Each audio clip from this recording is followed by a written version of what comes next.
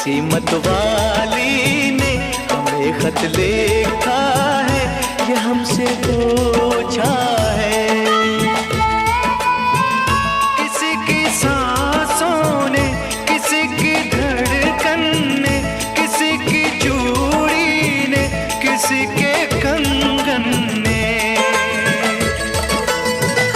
किसी के गजरे ने, किसी के गजरे ने, महकती सुबहों ने, मचलती शामों ने, अकेली रातों ने, अधूरी बातों ने, तरसती बाहों ने, और पूछा है तरसी निगाहों ने कि घर कब आओगे, कि घर कब आओगे, लिखो कब आओगे, कि तुम बिन ये